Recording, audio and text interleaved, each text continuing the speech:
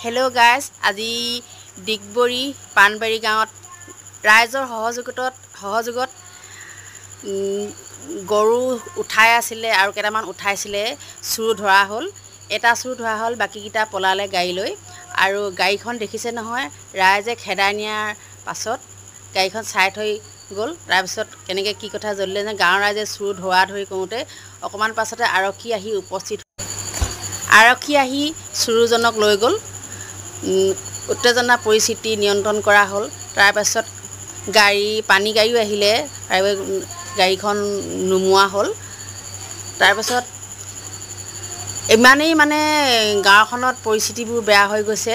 গৰু চুৰ, ম'হ চুৰ দিনক দিনে বাঢ়িবলৈ ধৰিছে। এনেকুৱাকৈ যদি বাঢ়ি থাকে কেনেকৈ কি হ'ব। সেনেকৈ আমি থানাত ইজৰাহাৰ দিয়া হৈছে। গোটেই গাঁৱৰ মানুহে আমি গৈ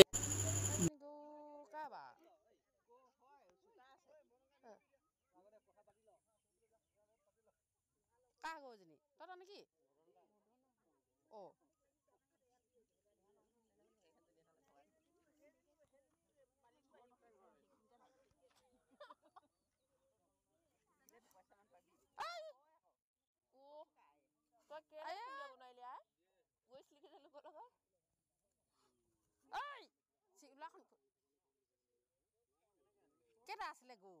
ইমান সেনেকৈ কেনেকৈ ধৰিলে সিনি?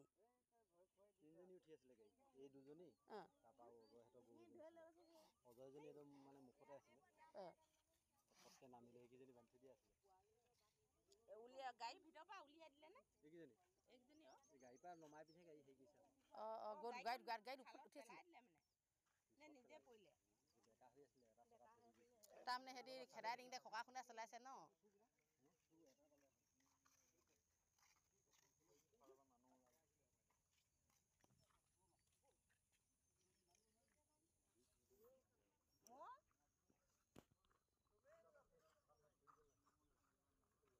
আচলতে বস্তুটো যে সিহঁতি নিজে খহি গ'ল নেকি প্ৰথমতে?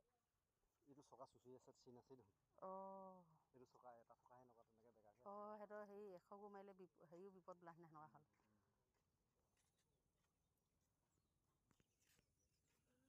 একদম ভালকৈ জানে মোহন আৰু বনাগাই। মোহন আৰু বনাগায়ে ধৰা।